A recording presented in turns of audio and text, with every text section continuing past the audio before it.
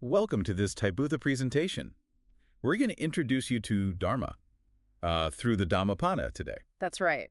And the material we're drawing on, well, it's from an upcoming book by James Michael, which Tybootha publishes bringing out. Yeah, looking forward to that. So the Dhammapada itself, let's start there.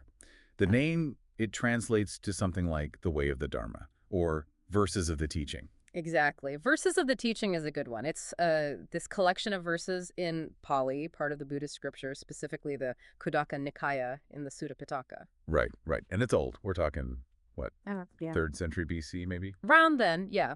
Compiled then, but attributed to the historical Buddha himself, passed down orally for, well, quite some time before being written down. Amazing. And Dharma here means the Buddha's teachings, sort of the underlying truth of things. Pretty much. The teachings, the natural law, the way things are. And what's great about the Dhammapada is, while it's Theravada, its ethical core just resonates way beyond that.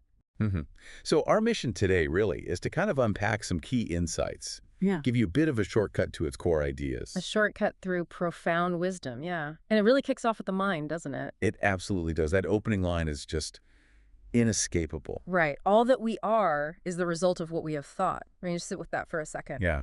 It puts everything back on our own mental state, doesn't it? Yeah. Like if your mind is full of negativity or anger, Then suffering tends to follow. But if you cultivate positive states, joy is more likely. It's about that mental discipline. Your thoughts literally shape your reality. which leads kind of naturally into the next big idea, impermanence. Mantic. Exactly, Yeah. Manica. The teaching that everything changes. Everything that comes into being will eventually pass away. Nothing is permanent. And the suffering comes when we fight that, when we cling. Precisely. We try to hold on to things, people, experiences, even ideas as if they'll last forever. And because they won't, can't, we set ourselves up for disappointment, for suffering. So freedom comes from seeing that transient nature clearly, from letting go. Letting go, accepting the flow. It's a core part of the path out of suffering, which, brings us close to the Four Noble Truths. Right. The Dhammapada doesn't maybe lay them out like a list, but the essence is there, isn't it? Totally. You see the acknowledgement of suffering, dukkha. You see its cause identified in craving, tanha. You feel the possibility of cessation, nirodha. And the path, Magga, the way to actually achieve that cessation. And that path, while not always explicitly called the Eightfold Path in every verse, is reflected everywhere. The text constantly praises virtues that align directly with it. Like what kind of things? Well, things like right speech, avoiding lies, harsh words, right action, non-harming, not stealing, right livelihood.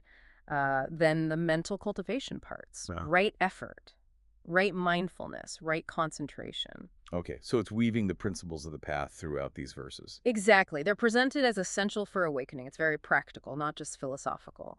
And there's a strong focus on, like, doing it yourself, right? Self-mastery. Huge emphasis on that. Personal responsibility, self-control, discipline. The message is clear. Liberation isn't granted by someone else. It's achieved through your own inner work. No magic bullets, no outsourcing your enlightenment. None. It's about transforming yourself from the inside out, which requires letting go of certain things, detachment, renunciation. That sounds potentially difficult. Yeah. What does it really mean in practice? Well, it's about abandoning clinging, letting go of greed, aversion, anger, delusion. It doesn't necessarily mean you have to own nothing, but rather that things don't own you. True happiness comes from inner freedom, not external stuff. That makes sense. And this detachment, it seems connected to compassion, too. Ahimsa. Absolutely connected. The call for nonviolence, for kindness, forgiveness, it runs all through the Dhammapada. There's this deep understanding that harming it ultimately comes back to harm yourself. It creates negative karma, disturbs your own peace. So it's all interconnected.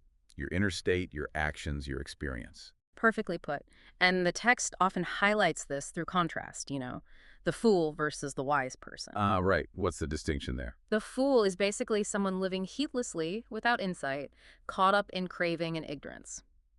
The wise, on the other hand, is the one actively cultivating awareness, virtue, compassion.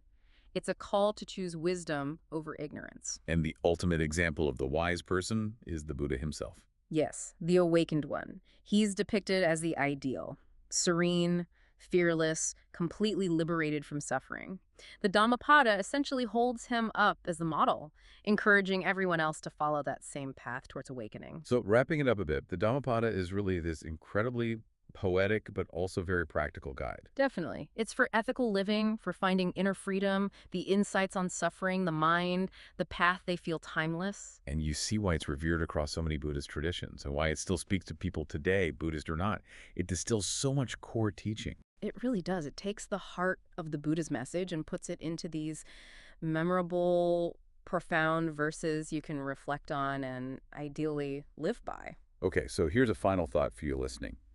Thinking about these core ideas, the power of the mind, impermanence, compassion, self-mastery, which one resonates most with where you are right now? Maybe pick one and just, explore it a bit more in your own life. Great place to leave it. Thanks for diving deep with us.